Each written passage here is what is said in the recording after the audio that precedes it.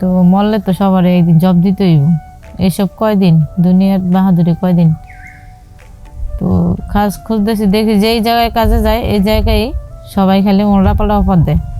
দেখে এই বয়সের মেয়ে সবাই খালি খারাপ কাজে অফার দেয়।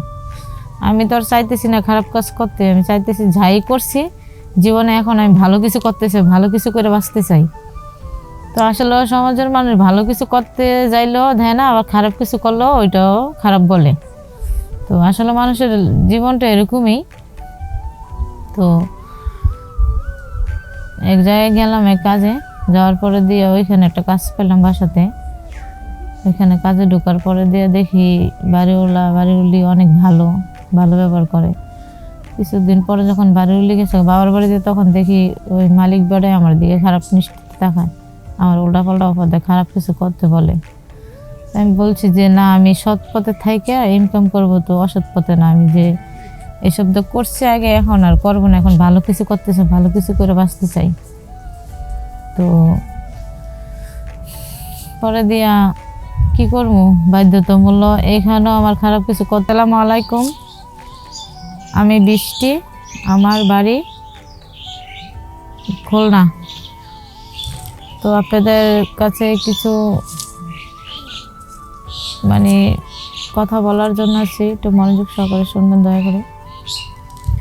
কথাটা হলো যে আমি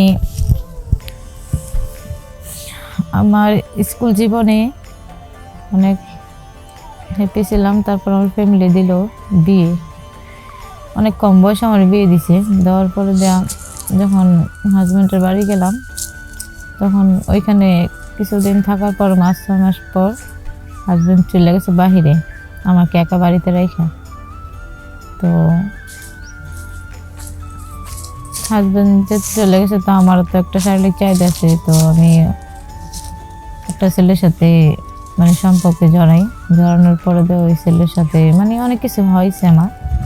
হওয়ার পরে এরকম করতে করতে আরেকটা ছেলের সাথেও জড়াই, মানে এরকম করতে করতে মানে আমার স্বভাবটাই অনেক খারাপ হয়ে গেছে। তো একদিন হঠাৎ করে এই ছেলে ওই ছেলের সাথে মিশতে মিশতে হঠাৎ করে একদিন আমি প্রেগনেন্ট। তো এগুলো আমার শাশুড়ি আবার জানতে পেরে বলতেছে যে দেখো, ঘরের জিনিস ঘরে রাখা ভালো, অন্যজনের না দিয়া। তো ভাবতেছি আমার শাশুড়িটা আবার কি কথা বলে যে ঘরের জিনিস ঘরে দেওয়া ভালো, অন্যজনের না দিয়া। ভাববেন তো দেখলাম ঘরের জিনিস বলতে ঘরে তো এমন কাউরে দেখিনি, ঘরে তো শুধু আমার শ্বশুর আর ভাসুর আছে। তো শাশুড়ি মনে তাদের কথাই বলছি। এরকম করতে করতে তো আপনার বাইরে একটা ভাত দিয়ে দিলাম, এখন ঘরেই ধরলাম। ঘরে কার সাথে? ভাসুরের সাথে সম্পর্ক জড়ানোর পরে এইখানে কিছুদিন হয়ে গেল।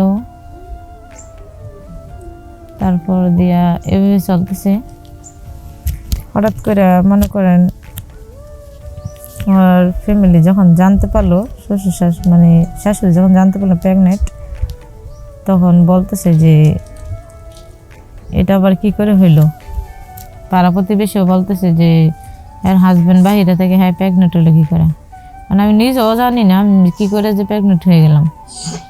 এখন তো আমি তো প্রথম অন্যজনের সাথে মিশতাম, এখন তো শাশুড়ি যখন বলছে যে ঘরের জিনিস ঘরে থাকা ভালো, তো তারপর থেকে তো আমি ঘরে যা কিছু করতেছি ঘরেই করতেছি।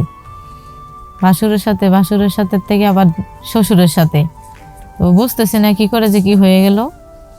তো এইসব নিয়ে পাড়া প্রতিবেশীরা অনেক ঝামেলা করতেছে। এইসব আমার হাজব্যান্ড জানতে পারছে, প্রবাস থেকে জানতে পারে, ওইখান থেকে আমার ডিভোর্স দিয়ে দিল। সে বলতেছে আমি তোমার নিয়ে সংসার করা সম্ভব না। ডিভোর্স দেওয়ার পরে এখন আমি কি করবো, আমি এখন কই যাব? আমি ইজ্জত হারাইলাম, পাড়া প্রতিবেশীও দোষী হইলাম, এখন আমার শ্বশুর শাশুড়ির কাছে দোষী হইলাম, স্বামীও আমার দিল ছাইরা। এখন আমি কি করবো? যাক, যেভাবে হোক বাবার বাড়িতে গেছি, বাবার বাড়িতে যাই এসে বাবা মা সব কিছু বলছে। বলার পরে তারাও আমার দিল মারধর করে বাইর থেকে বেরোয়, তোর সাথে আমাদের কোনো সম্পর্ক নেই, বাইর থেকে বেরোয় যা। তো এখন বাড়ি থেকে বের করে দিল। এখন আমি কি করব, আমি কই যাবো ভাবতেছি। তো এইগুলা ভাবতে ভাবতে এই রাস্তায় হাঁটতেছি আর করতেছি, তো আমার তো একটা কিছু করার দরকার, নাইলে আমি কি করে বাঁচবো, আমারও তো বাঁচতে হইব। তো এদিকে ওইদিকে অনেক জায়গায় একটা কাজ খুঁজতেছি, দেখি একটা কাজের নিঃসন্ধান করতে পারি, একটা কাজ করতে পারলে তো ভাবতেছি এগুলা ছাইরে দেবো, এগুলার কথাও না, আসলে এগুলা ঠিক না, এসব করা ঠিক না। তো মরলে তো সবার একদিন জব দিতে হইব, এইসব কয়দিন দুনিয়ার বাহাদুরি কয়দিন। তো কাজ খুঁজতেছি, দেখি যেই জায়গায় কাজে যায় এই জায়গায় সবাই খালি মোড়া পাল্টা অফার দেয়, দেখে এই বয়সের মেয়ে সবাই খালি খারাপ কাজে অফার দেয়। আমি তো আর চাইতেছি না খারাপ কাজ করতে, আমি চাইতেছি যাই করছি জীবনে এখন আমি ভালো কিছু করতেছি, ভালো কিছু করে বাঁচতে চাই। তো আসলে সমাজের মানুষ ভালো কিছু করতে যাইলেও দেয় না, আবার খারাপ কিছু করলেও ওইটাও খারাপ বলে। তো আসলে মানুষের জীবনটা এরকমই। তো এক জায়গায় গেলাম এক কাজে, যাওয়ার পরে দিয়ে ওইখানে একটা কাজ পেলাম বাসাতে। ওইখানে কাজে ঢোকার পরে দিয়ে দেখি বাড়িওয়ালি অনেক ভালো ভালো ব্যবহার করে। কিছুদিন পরে যখন বাড়িওয়ালি গেছে বাবার বাড়িতে, তখন দেখি ওই মালিক বাড়ে আমার দিকে খারাপ মিষ্টি তাকায়, আমার উল্টাপাল্টা অফার দেয়, খারাপ কিছু করতে বলে। আমি বলছি যে না, আমি সৎ পথে থাইকে ইনকাম করবো, তো অসৎ পথে না। আমি যে এসব তো করছি আগে, এখন আর করবো না, এখন ভালো কিছু করতেছে, ভালো কিছু করে বাঁচতে চাই। তো পরে দিয়া কি করবো, বাধ্যতামূলক এইখানেও আমার খারাপ কিছু করতে হইলো। বলতেছে যদি না করো তাহলে তুমি বাসাতে বেরো, এত কষ্ট করে একটা কাজ জোগাড় করছি, এখন তো আমার তো বাঁচতে হইব কাজ করে। দেখা গেল ওই বাড়িওয়ালার সাথে কিছুদিন এইসব মানে সম্পর্ক হইলো আমার। হওয়ার পরে একদিন বাড়িওয়ালি দেখে লওয়ার পরে দিয়া ওইখান থেকে আমার মায়ের দূর করে ভাগাই দিল। এখন আমি কই যাই বুঝতেছি না কিছু। হাজব্যান্ডও দিল সাইরা, শ্বশুর শাশুড়িও কাছেও খারাপ হইলাম, পাড়া প্রতিবেশীর কাছেও খারাপ হইলাম। এখন আমি আমার বাচ্চা নিয়ে আমি কই যাবো, আবার আমি প্রেগনেন্ট, পেটে বাচ্চা, বুঝতেছি না কী করবো। আসলে যে খারাপ কিছু করার আগে কইরা সেটা ভাবলে কোনো লাভ নেই।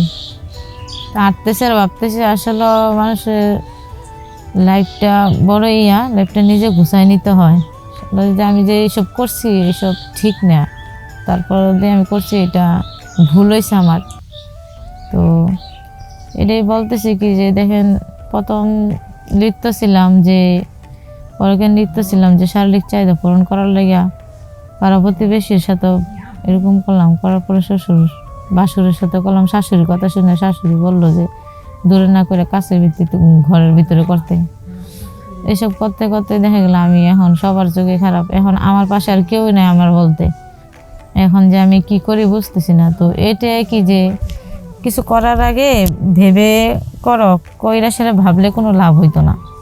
তো আমি সকলের কাছে একটা অনুরোধ, যে আমি যেই ভুলটা করছি, যে এই ভুলটা যেন দ্বিতীয়বার কোনো মেয়ে না করে, আপনাদের কাছে একটা অনুরোধ। তো সকলে ভালো থাকবেন, সুস্থ থাকবেন।